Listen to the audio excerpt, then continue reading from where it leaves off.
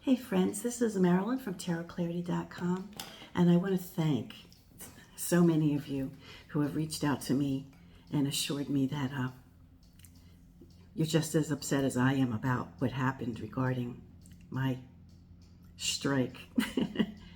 It's not so much that a prudish individual or somebody who's got another agenda would be annoyed, although that's bad enough, but it really bothers me that YouTube agreed. That's like the thing. So I have to move forward with caution, and I would suggest any of you with tarot channels who show suggestive tarot decks, maybe just to take heed. Now, for those of you new to my channel, this is a channel that I created for my descendants, so that someday if they had a curiosity about me, here I am. Or if they had an interest in the ancestor who read tarot cards, here I am again. And it seems in the years since I started this channel, many of other people that I never met have taken an interest in what I have to say, and I welcome you all with open arms. However, if you're not interested in tarot, if you're not aware that tarot art occasionally has nudity, if you don't want your children to see or be exposed to tarot, then I highly suggest that you don't frequent this channel or any other tarot channel, okay? This is tarot history, tarot art, and how to interpret tarot cards. One way to interpret. It's not like my way is the only way. I think I've established that here. But it's just a way to interpret tarot cards. You could take what you like from me and leave the rest. You're welcome to share my thoughts and ideas in your own practice. So you've been forewarned. This is, the education of tarot. Okay. Today's deck, actually somebody requested that I do videos on Robert M. Place tarot decks. And the individual, I showed, the reason the person was curious about Robert M. Place was because when I showed a card from another deck that got me in trouble, I showed how I thought it felt similar to the art of Robert M. Place. And so I showed one of the cards from one of the other decks, not this particular deck. And so I thought today would be a great day to showcase the first Robert M. Place deck I ever purchased, which is the Tarot of the Sevenfold Mystery. Now, I don't remember when it came out or when I bought it. I think I bought it right when it came out, but I could be mistaken. I know that I paid $30 for it, so it was probably a couple of years ago, because it's probably a lot more than that. My little white booklet has his handwritten signature on it and date, March 13, 2015. So I think maybe in the beginning he was like hand signing some decks. The publication date is 2015. So I had to have purchased this from 2015 onward if the publication date is 2012. So I guess I got it around 2015 when he sent it to me. So without further ado, I will showcase the cards.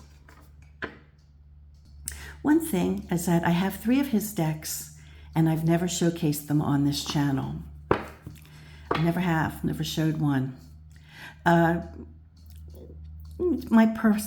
have reasons, but here's the backs.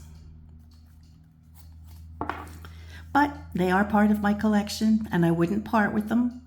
And somebody expressed an interest in seeing some, so I am showcasing decks that I haven't shown. So here's one. Now you'll notice with the Fool card, we have a new name, Stultitia, right? How do we know it's the Fool? Well, maybe we don't readily know, but there are some clues. We see ears of a donkey, and we see a dog. There might be a step here. I wouldn't say that it's a cliff, but we might see a step.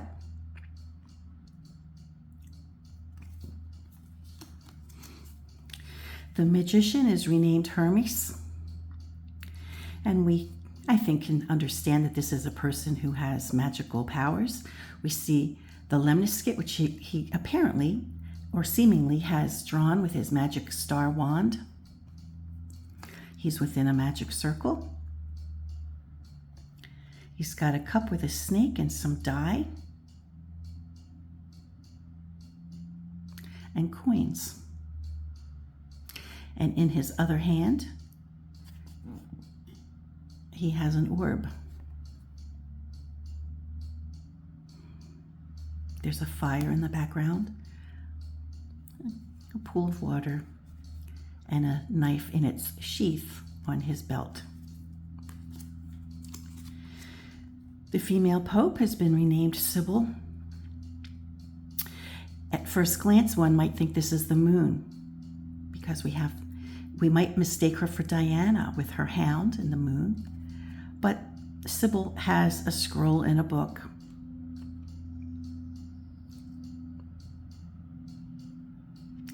And she's sitting on a throne of dead wood.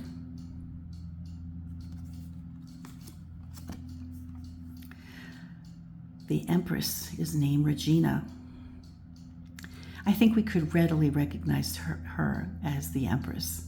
We have the Venus symbol in case we missed it. She has a dog too. She also has her eagle. Her crown is off her head. It's as if she's resting, right? The weariness of having to cope with the problem of her people. She's got a rare private moment, it looks like.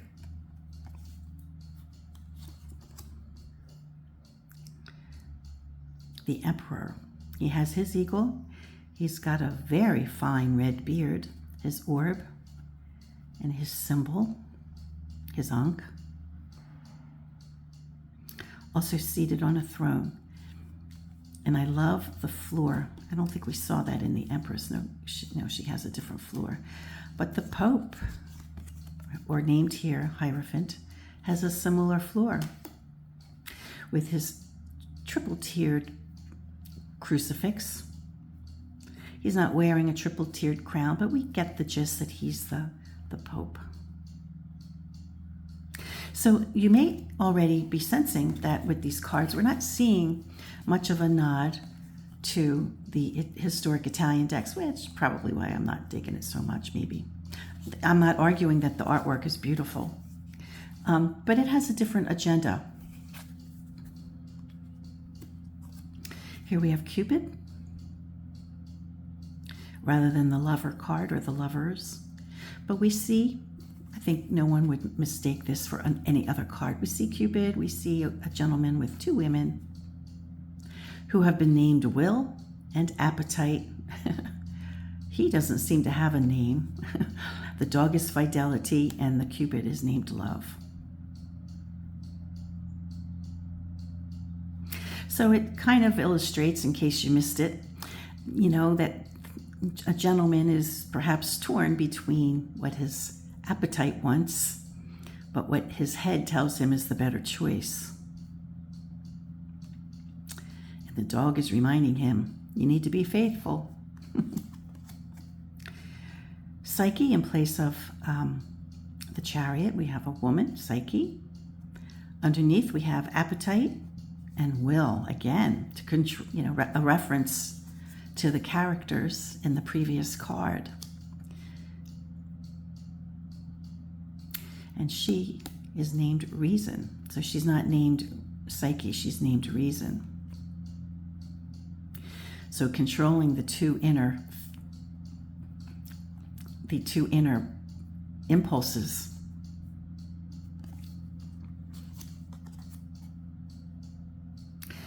Number 8, we have Justice, again with reminding us that this person's name is Reason.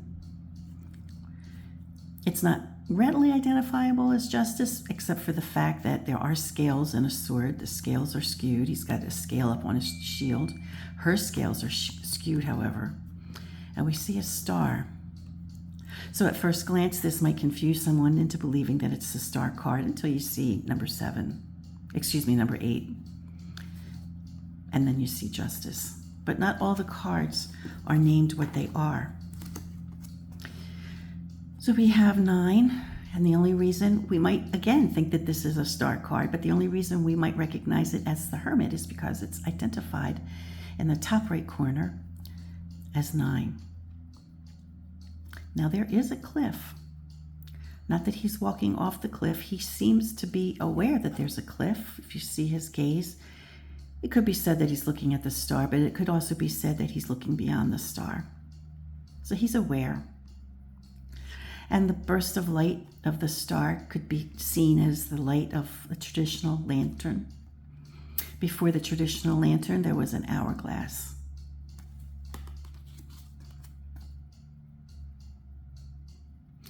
Fortuna, and look at all the abundance that Fortuna offers. And the wheel seems to be turning in this regard, in this way, rather. So it seems to be going this way. All the things that Fortuna might bring one, including justice.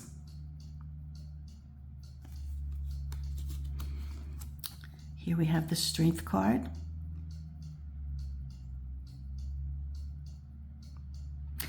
We have the Lion, the Will of Lion, the dog, a cat, and a woman with a lemniscate above her head.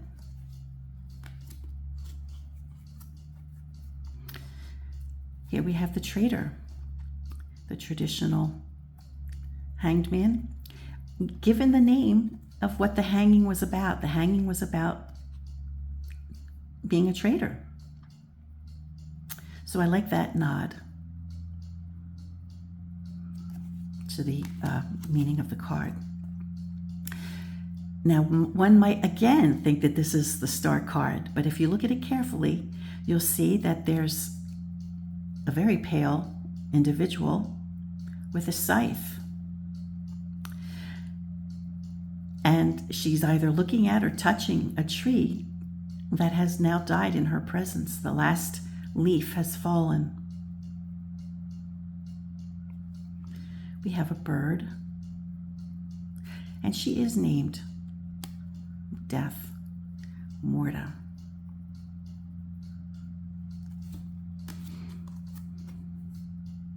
Temperance. I really like this representation of temperance, I must say, because we literally have a liquid extinguishing the danger of fire, which could be seen as toxic. Here we have an identification word, a keyword, to suggest that the fire is appetite. So she's squelching the appetite. And behind her, I'm not sure if those are sprigs of acacia. We see them a lot. Here we see Satan has been renamed from the devil. And, here's will and appetite that we saw in the previous card of the lover card, the lover's card. And it's unreason. He is unreason. He has wings, as we see so frequently, all the time, exclusively on the devil card. His wings are not wings of virtue. You see a lot of wings in the tarot deck, and the wings of virtue are one way, and the wings of the devil are a different type of wing. Here we have the Tower card. I don't think anyone would mistake this at all. It's been renamed Fire, but that may have been the original intent of the card. We don't always see a tower being struck by lightning, but we frequently, even in the oldest decks, just see a lightning bolt.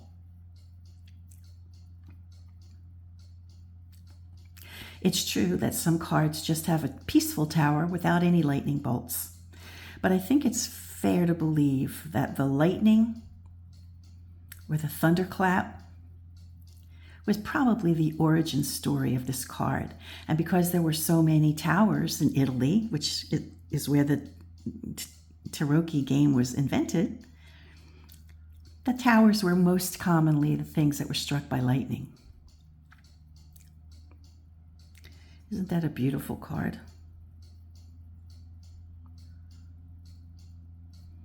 There's no one falling from it, to point that out. Finally, we have the Star card.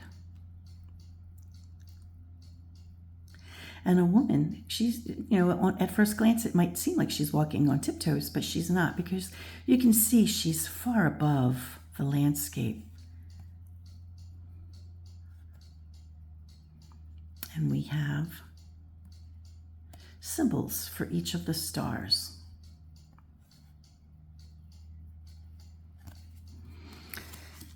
We finally have the moon. Will, reason, appetite. We see those words throughout the deck rather frequently.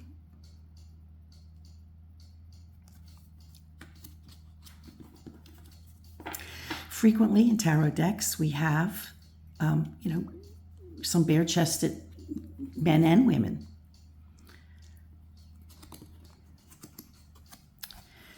Apollo. So here we have the sun, but we don't have we don't see a picture of the sun. The sun is represented by the Sun King, right? So he has the rays on his head. Hieros Gamos, again, reason, logic.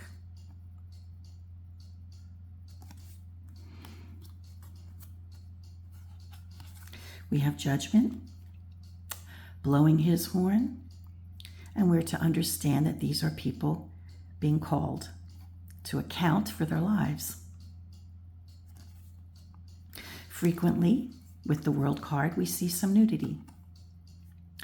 And it's usually in the traditional form of a woman within a wreath with the symbols on the corners of the four apostles. Sometimes they are represented by other things. Now we're moving on to the suit of swords, Ace of Swords.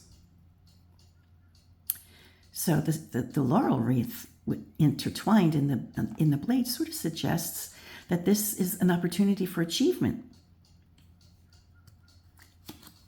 The 2 with an owl suggests wise choices. The 3 is a nod to the occultist tradition of heartache, who in turn took their idea from the Solabusca card, which is one of the earlier tarot decks from around 1490 something. See, she agrees. So we have an opportunity, right, for advancement or success, a reminder to make wise choices, and right away, there's a setback. Okay, we have a bare-breasted woman, and I will cover that for anyone who might be offended. But she's like in prayer. She might be asleep or she's closing her. She doesn't look like she's laying down as the knight that appears on the effigy of a knight that appears on a sarcophagus, right? She's awake, alive, and praying or reflecting.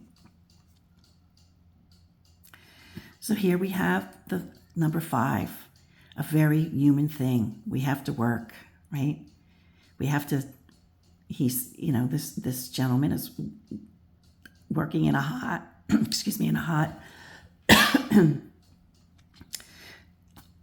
I forget the word, but he's forging his steel to create the sword. So he's working hard towards something. Here we have the 6, which is a familiar image. The winds are taking this empty boat. Well, there is one person. There is one person. I don't see 2. The boat itself has an eye. It's almost like the boat itself is a entity. But the boat with the individual is being taken abruptly. The winds are taking them. So you would look at whatever card falls onto the side, right? Oops. I don't know why I did that.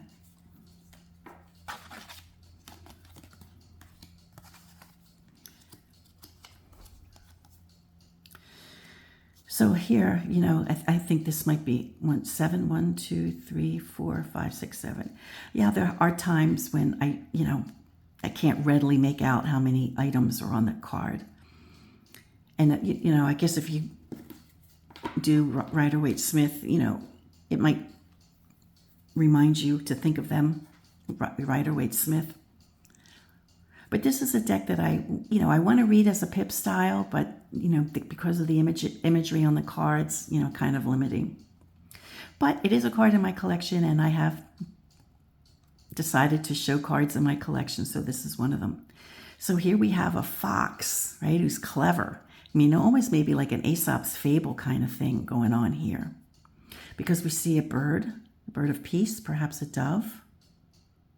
And there's the real dove. But, you know, whenever there's a fox and a bird, something is not quite right. So it's a suggestion to take care, not to be this person or to look out for the person who is trying to cheat you or trick you. Here we have the Eight of Swords, an individual who is captured, or, you know, this individual does have chains around him. They don't look too tight. It's possible this person could wiggle out of them. But the suggestion, as with most Eights of Swords of the Rider-Waite-Smith tradition or the occultist tradition, is that the person feels trapped, even though there might be an easy solution. But once we get to the 8s, and then we start getting to the 9s and the 10s, especially of the aggressive suits, then there becomes, and I think did I get them confused? I'm not sure. One is, let's see if this is 9. This is probably 10. 1, 2, 3, 4, 5, 6, 7, 8, 9, 10. Okay. So I got it confused. This one's 9. See, you see what I'm saying? Without the numbers on them, it's a little harder. You know, it's easy to make a mistake. So, like, as this person is trapped, this person is free, but walks around with a cage. Now, what's in his hand? I'm not sure I understand what is in his hand. Maybe a dowsing rod? I don't know. And then 10 is completion. So the aggression has been brought to its maximal potential. So with me, with pip cards, up into including the 8th, it's, you know, the organization, right, of the suit, progressive organization. When you get to the 9 and 10, it goes beyond, or, you know, it goes beyond thought, right? It becomes action. Now, especially with the Suit of Swords, it becomes aggression in this deck, and maybe you could see it that way in most decks. We have a lady for the page or the knave, associated with music here. A knight with a dragon. The queen with her feathers, perhaps to remind us that the association is with air. And the king. Now we're moving on to the Suit of Cups. It seems like a very content and peaceful sort of suit. It doesn't have the aggression that the Suit of Swords might suggest, like advancement, right? It shows great potential for success, but if you're not careful,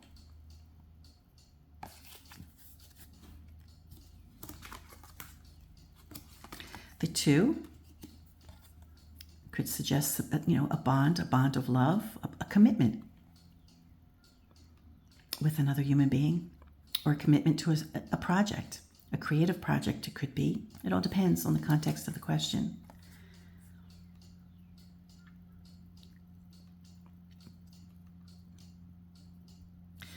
We have 3 individuals, one being represented by air, the other by earth, and the other by fire. So water is what is not present in this image, which is what the suit is. Okay, here we have, this is a charming illustration of stability, right? At the moment, the elephant is stable, right? Perfect stability here. But how long do you think this can happen? Perhaps not long. We have the instability of the 5. 5 is a human number. Stuff happens. Stuff happens to upset the apple cart with 5. Okay, 6. We're back to 6 is a perfect number as I see it, and it's represented here. It looks like a very contented number. And tending towards, growing, right? Different stages of blooming and growing. 7. And, with this card and with I want to read this as a pip style deck, right? And there are opportunities for that, such as we see here. But then 8 cups, we sort of have an apprentice, like we might see in the 8 of coins, right? Not an apprentice, somebody who's not an apprentice, but somebody who's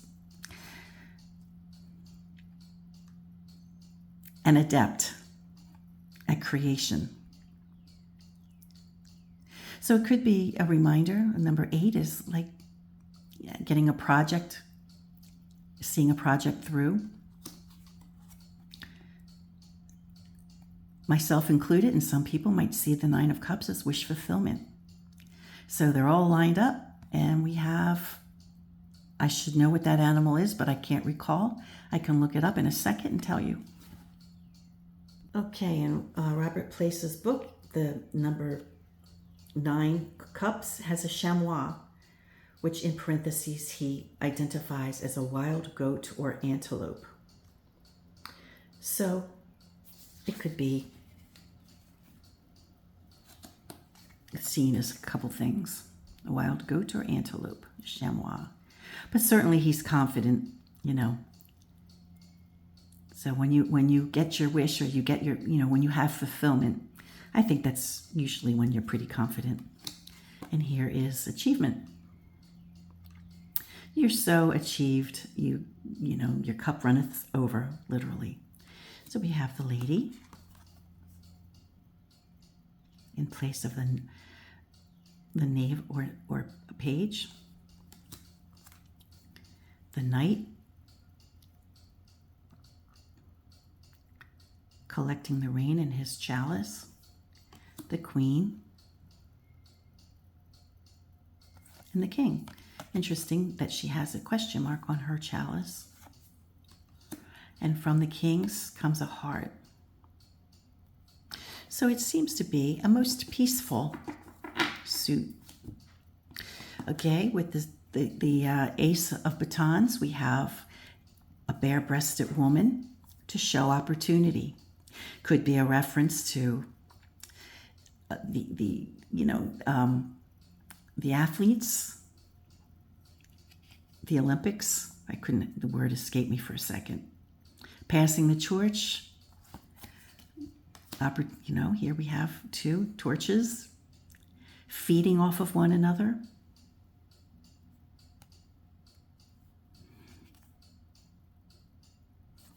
Could be the suggestion of a fiery relationship, a hot relationship. We have a boat full of plenty coming forth. A stable partnership. stable collaboration. I see the suit of batons as social. So perhaps good standing in your social circle with another person. 5, we're reminded of 5, right? It's a very human number. Anything can happen with a 5. It's unstable. Let's see what happens next. Well, she doesn't look too unhappy, although she is surrounded by burning staves. Let me see what is said about this. Okay, the information in the booklet for 6 staffs is the celebrated craftsperson wearing a victory wreath and being saluted with torches represents masterful work, fame, honor, respect, or the threat of a fall from fame. Yeah, I wasn't sure how I was seeing that card.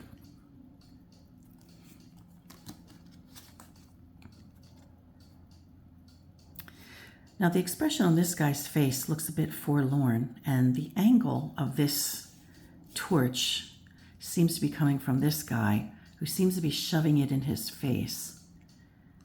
So the suggestion here is someone being a bully, maybe, or somebody who's trying to force somebody into something they don't want.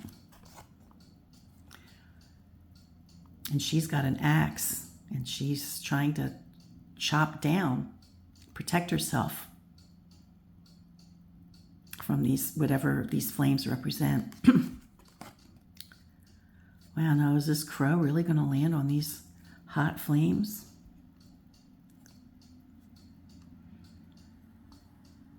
Do we have the 9 of batons here? And 10. Wow. I guess this is what happened. He died and he's ascending as a phoenix. And here's Our Lady. So you see consistently now with all the females in the role of pages to make it a more equally cast deck. We have the Knight, this Salamander, we have the Queen, King. No mistaking that suit for fire. And we have coins, which I think we can recognize immediately the opulence of earth, abundance of the practical realm or the physical realm. Beautiful card. We saw this too represented in the deck I did not, was it yesterday?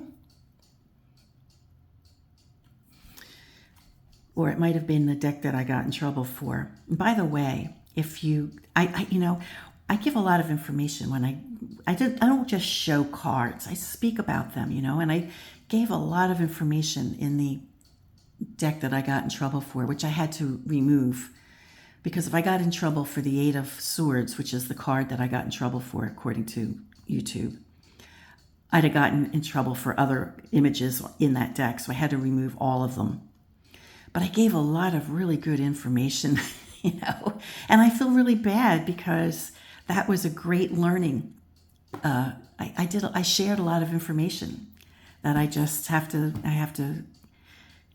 had to withdraw from. I had to eliminate them. The videos do exist, however, on my phone, which I'm allowed to have. And if anybody can figure out a way to receive them,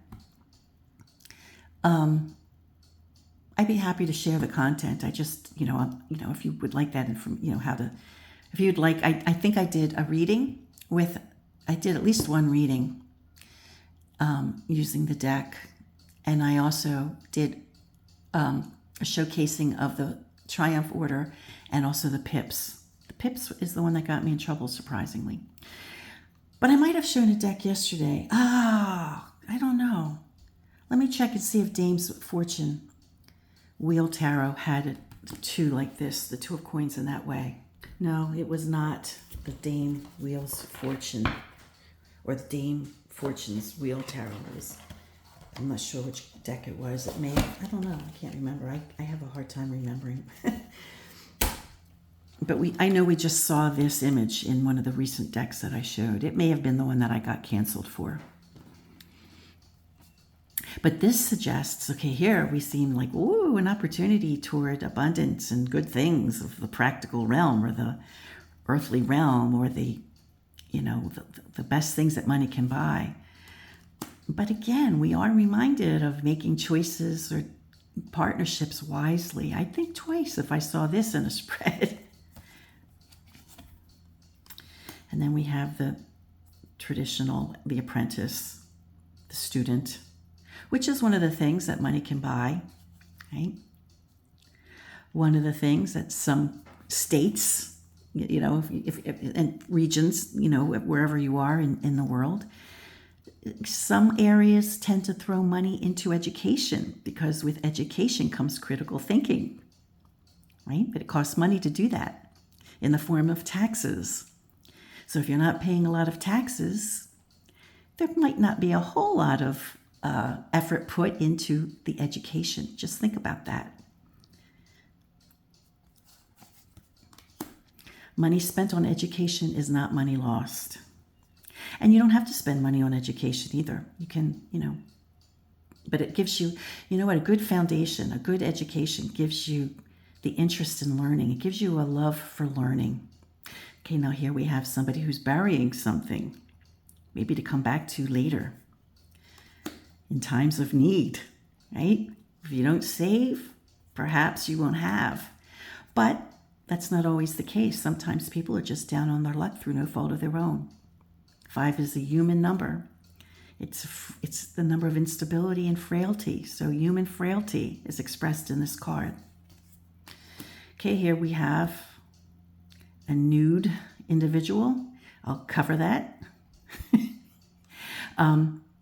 It's showing a trend toward abundance, right? A child of the world. 7 with wings, so ascending to the next level. We see that here. It's beautifully illustrated. Coming from the earth and just presenting itself, moving on to the next level. And here we have someone who conceivably might be considered a master of their trade.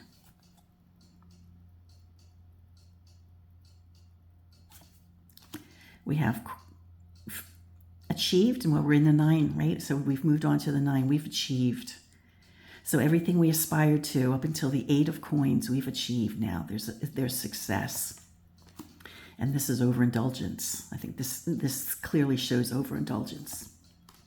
And we have the lady in place of the page, the knight, the queen, and the king.